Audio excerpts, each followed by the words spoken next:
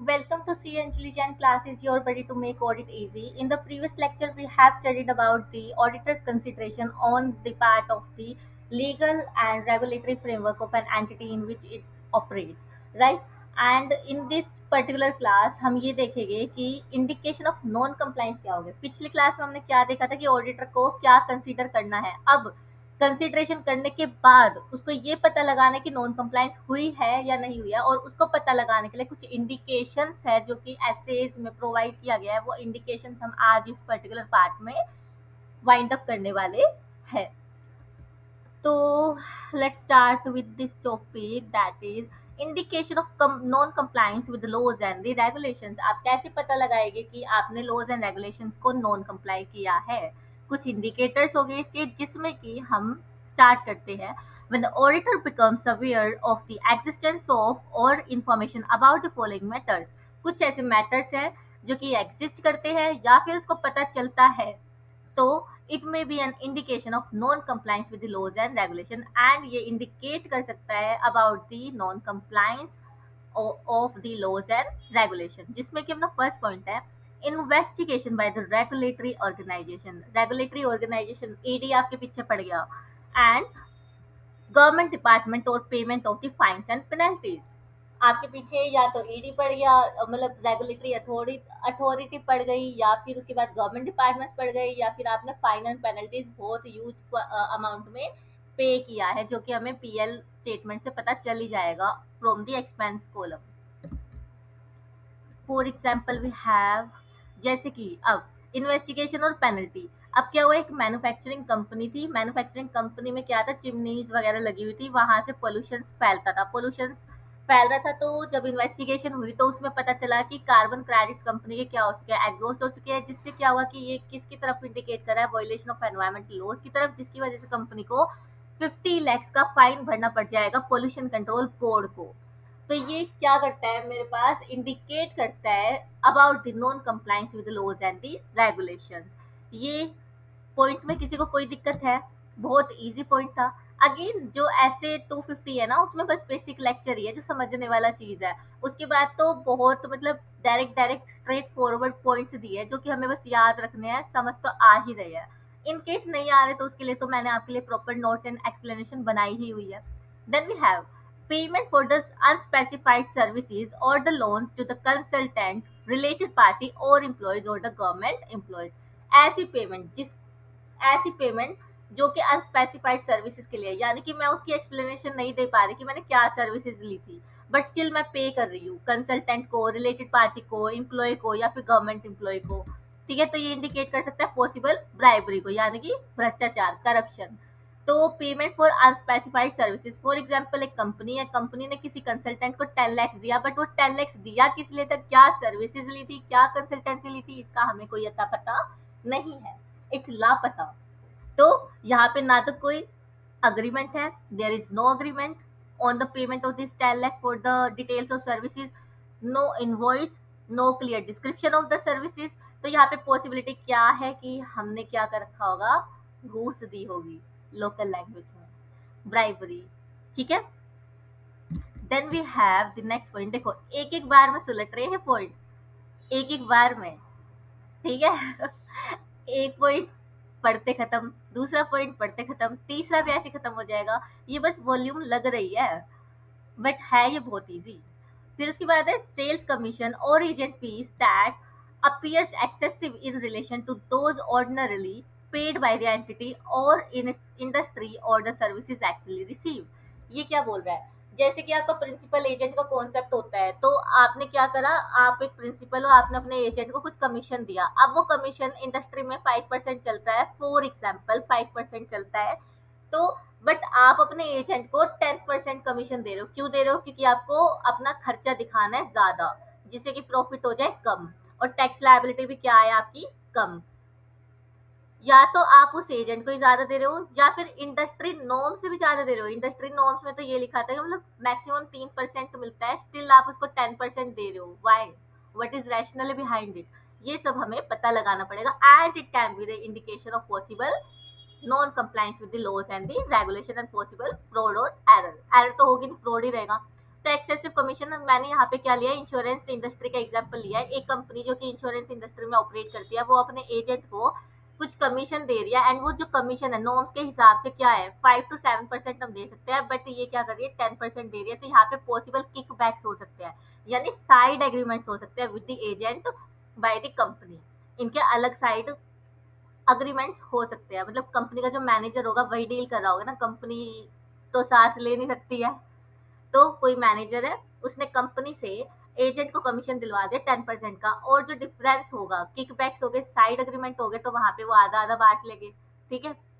Then उसके बाद we have another example, purchasing at a significantly above और below market prices. Purchasing at price significantly above और below the market price. ऐसा भी हो सकता है कि मेरी कंपनी जो है वो एक मैन्युफैक्चरिंग कंपनी है, मुझे रॉ मटेरियल परचेज करना था, रॉ मटेरियल या तो मैंने एक्सेसिव प्राइस पे खरीद लिया या फिर बिल्कुल ही लो बिलो द मार्केट प्राइस पे खरीद लिया। तो यहाँ पे भी मुझे रैशनली जानना पड़ेगा। एंड इन केस ऐसा नहीं है, चलो वो मैं केस बी में ही तुम्हें समझाऊंगी पढ़ाते हुए। तो एबनॉर्मल परचेज प्राइस में हाई वाला तो सबको ही समझ आ गया कि जो रॉ मटेरियल है मार्केट प्राइस 80 पर केजी था, बट मेरी कंपनी ने उसको 120 पर केजी में खरीदा। क्यों? 40 रुपए आपने ज्यादा क्यों लगाए? अगर वो वेंडर नहीं मान रहा था तो आप किसी और वेंडर के पास चले जाते, इंडस्ट्री में एक ही वेंडर थोड़ी है।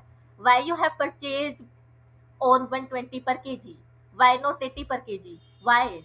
ये हम किससे पूछेंगे? मैनेजमेंट से पूछेंगे। तो यहाँ पे क्या हो सकता है कि जो वेंडर है ना, जिससे हमने रॉ मटेरियल परचेज किया है, वो रिलेटेड पार्टी हो सकती है कंपनी की। क्या हो सकती है? रिलेटेड पार्टी, जिसको कि उसे क्या देना होगा? बेनिफिट देना होगा। तो यहाँ पे हम इसको ऑडिट की लैंग्वेज में क्या बोलते हैं? कल्यूजन विद द रिलेटेड पार्टी, जो कि हम ऐसे 250 में डिटेल में पढ़ने वाले हैं। Right. Then we have the case B. Case B में क्या लिखा है कि मार्केट प्राइस जो है वो 100 केजी था। कितना था?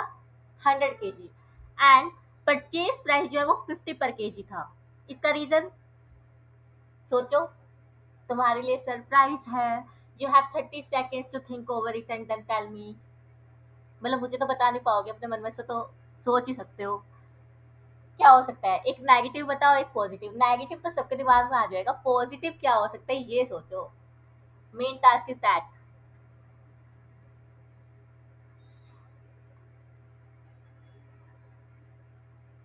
ओके।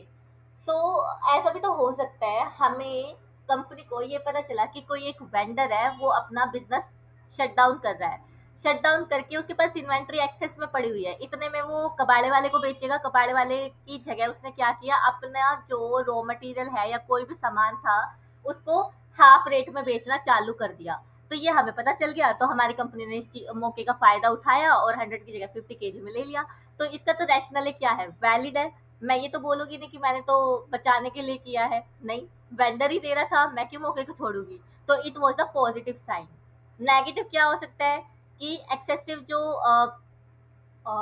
हाँ, जो परचेज प्राइस है वो हमने कम इसलिए दिखाया है सो डेट प्रॉफिट इंक्रीज हो। प्रॉफिट इंक्रीज होगा तो हम हायर स्लैब पे आएंगे बोनस लेने की। तो ये क्या है? Manipulation of management, overriding the management control. ठीक है, ये सब था। ये भी हम अगेन ऐसे 240 में पढ़ेंगे, बट मैंने थोड़ा तुम्हें ग्लिम्स दे दिया, ओवरव्यू दे दिया। पॉजिटिव इफेक्ट भी समझ आ गया होगा, और नेगेटिव तो तुम्हें पता ही है। पॉजिटिव क्या था तुम्हारे लिए? सरप्राइज था। जो बच्चे सोच पाए हैं it's well good, well enough. जो नहीं सोच पाए, आप इस थिंकिंग को डेवलप करना धीरे धीरे स्टार्ट कर दोगे with C Anjali Jain in audit classes.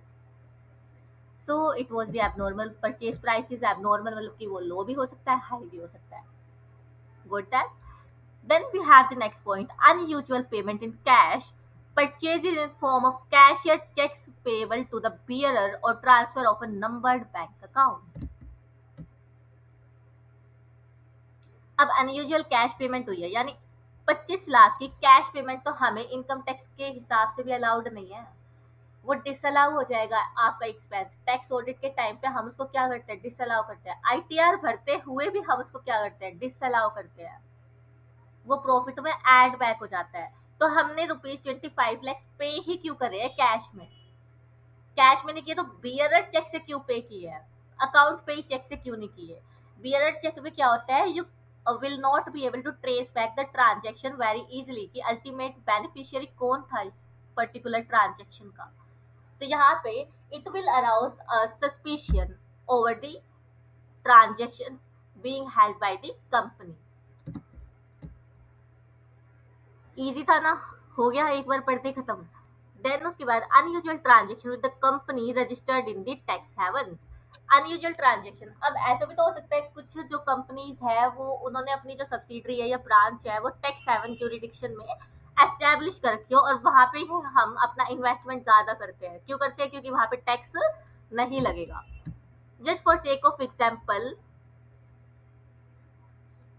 हमने कोई पॉइंट छोड़ा है क्या? High legal returnship, payment for the goods. अच्छा हाँ, बीच में एक पॉइंट रह गया ना। हाँ, चलो कोई नहीं, पहले इसको समझ लेते हैं। Unusual transaction with the company is registered in the tax havens. Tax havens में क्या होगा? Transaction with tax haven company for the sake of example I have taken the Cayman Island. ठीक है, मुझे नहीं पता ये अब टैक्स हेवन ज्यूरिडिक्शन है या नहीं, I am just giving an example. There is no deliberate attempt to disrespect any of the country or island or whatever। ठीक है, तो transaction with tax haven entities, तो पेमेंट हमने करी है एक शेल कंपनी को। शेल कंपनी क्या होता है? Duplicate company. शेल कंपनी वो कंपनी होती है जो कि ऑपरेशंस में एक्टिव नहीं है, वो ऑपरेटिंग नहीं होती है, उसमें कोई ऐसे ट्रांजेक्शन्स नहीं होती है। हमने बस उनको इन्वेस्टमेंट पर्पस के लिए बनाया या किसी और पर्पस को चैनलाइज करने के लिए बनाया है। ठीक है, तो एक ऐसे शेल कंपनी मैंने केमन आइलैंड पे बना दी। ठीक, फिर उसको मैंने एक कंसल्टिंग सर्विसेज दी, सर्विसेज लेके मैंने पैसे फिर मेरी कंपनी ने उस कंपनी को कंसल्टिंग सर्विसेज दी। अब वो तो शेल कंपनी है, कंसल्टिंग का करेगी क्या? तो यहाँ पे रिस्क ऑफ टैक्स इवेजन है। क्या है? रिस्क ऑफ टैक्स इवेजन है। देन उसके बाद है unusual payment towards legal and रिटेनरशिप fees. Legal का मतलब लॉयर, रिटेनरशिप फीस मतलब कि आपने पर्टिकुलरली उसी लॉयर को अपनी कंपनी के लिए हायर कर रखा है कि जब भी जरूरत होगी I just need to have one call and वो लॉयर मेरे पास आके खड़ा हो जाएगा बिकॉज मैं उसको रिटेनरशिप फीस देती हूँ। तो इसमें क्या आएगा? High legal and रिटेनरशिप fees. अब लॉयर को हमने 1 CR दिया है, बट वो 1 CR किस केस के चलते दिया है, केस के क्या फैक्ट थे वो मुझे पता ही नहीं है, किस वजह से डिस्प्यूट हुआ था ये भी मुझे नहीं पता। तो मेकिंग पेमेंट फॉर, ऐसा भी हो सकता है यहाँ पे पॉसिबल इंडिकेशन क्या है कि मैंने इलीगल एक्ट को चैनलाइज करने के लिए, लेवरेज करने के लिए क्या किया होगा? पेमेंट की होगी किसको? लॉयर को। तो इट वाज दैट पॉइंट। फिर उसके बाद है पेमेंट फॉर गुड्स और services made other than the country from which the goods और सर्विसेज ओरिजिनेटेड। जहां से एक्चुअली गुड्स एंड सर्विसेज को ओरिजिनेट किया गया था, डिलीवर किया गया था, उस कंट्री को छोड़ के दूसरी कंट्री में आप पेमेंट ले रहे हो। वाई? मान लो payment to different countries, goods जो है परचेज किए गए थे इंडिया से, इंडिया से परचेज हुए थे, यानी कि पैसे भी कहाँ पे आने चाहिए थे? इंडिया में नहीं, बट चाइना पे पे हुए। चाइना ने फिर स्विट्जरलैंड की बैंक में उसको ट्रांसफर कर दिया, स्विट्जरलैंड की बैंक ने क्या किया? जर्मनी की बैंक में ट्रांसफर कर दिया, जर्मनी से वो यूएसए में आ गए, यूएसए में फिर एक किसी लेडी को दिया गया पैसा, और वो लेडी क्या थी? डायरेक्टर की वाइफ थी जो कि चेन्नई ब्रांच में काम करता था। तो अल्टीमेटली देखा जाए तो वो इंडिया में ही वापस आ गया पैसा, और किसके पास? उसका अल्टीमेट बेनिफिशियरी कौन था? अब डायरेक्टर की वाइफ तो नाम की है बस, मेन तो वो पैसा किसको गया होगा? डायरेक्टर को ही गया होगा। क्यों? क्योंकि ये दोनों तो क्या है? रिलेटेड पार्टीज है। तो यहाँ पे इसको हम प्रैक्टिकल सिनेरियो में क्या बोलते हैं? Round tripping of funds. क्या बोलते हैं? Round tripping of the funds. तो ऐसा भी हो सकता है, इससे भी पॉसिबल फ्रॉड के इंडिकेशंस है। Then we have payment without proper exchange control documentation. Payments without proper exchange control documentation, इसको भी हम समझते हैं lack of proper documentation. Forex laws को हमने फॉलो ही नहीं किया। कंपनी ने फॉरेन रेमिटेंस दी, क्या दी? Foreign remittance. अब आपको पता ही होगा फॉरेन रेमिटेंस में आरबीआई बहुत स्ट्रिक्ट है, एंड यहाँ पे फेमा की भी हमें अप्रूवल लेनी पड़ती है। अप्रूवल के डॉक्स ही नहीं है हमारे पास, डॉक्यूमेंट्स ही नहीं है सपोर्टिंग, जिससे कि हमने अप्रूवल ली होगी, तो यहाँ पे रेगुलेटरी वायलेशन हो गया। तो ये भी क्या है? इंडिकेशन ऑफ पॉसिबल फ्रॉड, यहाँ पे स्मगलिंग का चांसेस हो सकता है। Then we have existence of an information system which fails whether by design or by accident to provide an adequate audit trail or the sufficient evidences। ऐसा information system जिसमें या तो गलती से डिजाइन नहीं किया, या फिर डेलिबरेटली डिजाइन नहीं किया कि वो ऑडिट ट्रेल्स को क्या कर सके, कैप्चर कर सके। ऑडिट ट्रेल्स क्या होते हैं, इस पर्टिकुलर इंसान ने इस टाइम पे एंट्री मारी थी और उसने डिलीट भी कर दी, और डिलीट का पता ही नहीं चला, हमें तो यही नहीं पता कौन से इंसान ने एंट्री मारी थी, किस टाइम मारी थी, बट वो है बुक्स में। तो ये क्या है, ऑडिट ट्रेल का वॉयलेशन है, इसको हम समझते हैं। जैसे कि वीक इंफॉर्मेशन सिस्टम और ऑडिट ट्रेल्स। ईआरपी सिस्टम क्या करता है, अलाउ कर देता है deletion of the sales entry without approval. अब सेल्स का बहुत बड़ा अमाउंट हो, जैसे कि 10 CR का अमाउंट है, मेरे को अप्रूवल चाहिए उसकी एंट्री को डिलीट करने का, बट अप्रूवल के बिना ही डिलीट कर पा रही हूँ, तो यहाँ पे lack of proper audit trail की कमी है। क्या है, ऑडिट ट्रेल यहाँ पे प्रॉपर नहीं है, मेरे को पता ही नहीं चला किसने एंट्री मारी थी, किस टाइम मारी थी, किसने डिलीट कर दी, डिलीट करने से पहले अप्रूवल भी नहीं ली। तो यहाँ पे फ्रॉड का केस हो सकता है, जो 10 CR उसने डिलीट किया, हो सकता है पैसा जो है अपनी जेब में रख लिया, हो सकता है ना। तो it is the indication of possible risk of fraud. Then we have unauthorized transaction or improperly recorded transactions. Unauthorized transaction हो सकती है, या फिर ट्रांजेक्शन तो है बट उसको प्रॉपरली रिकॉर्ड नहीं किया। जैसे finance manager makes payment without approval from the authorise signatory. Finance manager के लिए अथोराइज अप्रूवर कौन होगा, सीएफओ ही होगा। सीएफओ की अप्रूवल ली नहीं, उसने पेमेंट कर दी, तो ये क्या है, वॉयलेशन ऑफ इंटरनल कंट्रोल है। हायरार्की उसने फॉलो नहीं की, without following the hierarchy of the approval of the payment उसने क्या कर दिया, पे कर दिया। This is the violation of internal control.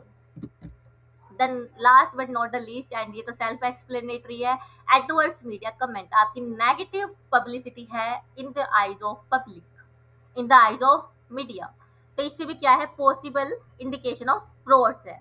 जैसे कि सत्यम का केस हुआ था, जैसे कि हिंडनबर्ग की रिपोर्ट्स थी, राइट, तो उससे आप इसको कोरिलेट कर सकते हो। तो यहाँ पे कोई भी ऐसा पॉइंट था जो कि मुश्किल था, आई थिंक कोई भी मुश्किल नहीं था, बस आपको इसको बहुत मन से पढ़ना है और फिर उसको याद करना है। एंड याद करने की निमोनिक्स मैं सेपरेटली लेके आऊंगी, I don't want to mess up same, मतलब मैं मैच नहीं करना चाहती मल्टीपल थिंग्स को एक ही लेक्चर में। अभी हम फोकस कर रहे हैं कि आप कॉन्सेप्ट पे ध्यान दो, उसके बाद रटेंगे, पहले कॉन्सेप्ट जरूरी है, राइट। तो these were all the 12 points. अब 12 में मतलब ठीक है, जरूरी नहीं है कि 12 के 12 याद रखो, 7 याद रख लो, 7 या 8, तो भी काम चल जाएगा। 7 या 8 तो आपको याद रखना पड़ेगा, अगर 4 या 5 मार्क्स का क्वेश्चन है तो लिखना ही पड़ेगा, राइट। तो it was from the my side, and क्या मुझे इसकी समरी बनाने की ज़रूरत है, चलो बनवा ही देती हूँ, नहीं तो बोलोगे जब हर लेक्चर में बनवा रहे हो तो इस लेक्चर में क्यों नहीं बनवाया। Investigation by the regulatory organisation, यानी कि पोल्यूशन कंट्रोल बोर्ड का बात किया था। Then payment for unspecified services, loan और कंसल्टेंट। यहाँ पे हमने क्या बात किया था कि मैं अलग एग्जाम्पल लिखवा सकती हूँ, बट इसी नोट से इसलिए लिखवा रही हूँ ताकि तुम इसको रिलेट कर पाओ। यहाँ पे क्या हुआ था, no agreement, no invoice, still payment made, ये था। फिर उसके बाद सेल्स कमीशन और एजेंट फीस। यहाँ पे मैंने आपको इंश्योरेंस एजेंट का एग्जाम्पल दिया, insurance agent higher commission. Example क्या लिया था, किकबैक्स का, यानी side agreements among the manager and that agent. Then purchasing at price significantly above और बिलो द मार्केट प्राइस, इसका एग्जांपल लिखवाने की जरूरत नहीं है। अनयूजुअल पेमेंट का भी एग्जांपल लिखवाने की जरूरत नहीं है। Unusual payment toward legal and retainership, यहाँ पे हम लिख सकते हैं no details of lawsuit proceeding. Then उसके बाद unusual transaction with company registered in tax haven, तो यहाँ पे मैंने आपको एग्जांपल लिया शेल कंपनीज का, shell companies. Then payment for goods and services made other than the ordinary, यहाँ पे हमने क्या बात किया, राउंड ट्रिपिंग का बात किया था, round tripping of funds. Then payment without proper exchange control documentation, यानी कि आपने आरबीआई की अप्रूवल नहीं ली, no RBI approval and compliance with FEMA. FEMA भी अपना एक्ट है। देन उसके बाद existence of an internal control system, यहाँ पे ऑडिट ट्रेल का हमने देखा। वैसे तो यहाँ लिखा भी है खुद भी audit trail. Audit trails example लिया, sales entry deletion, sales JE deleted without approval, ये लिया। फिर अनऑथोराइज ट्रांजेक्शन और adverse media comment, I think इस पे मुझे लिखवाने की जरूरत आपको नहीं पड़ेगी। अगेन ये वाला लेक्चर में भी हमने अपना पूरा का पूरा topic indication of non compliance with laws and regulations क्या कर दिया है, खत्म कर दिया है। It has been wind up. Since if you have any doubts, you can ask me on my TG or in the comment section of the YouTube. One and one resolution of the doubt will be given to you. Have a good day and yes, good morning. सुबह का ही lecture है ये।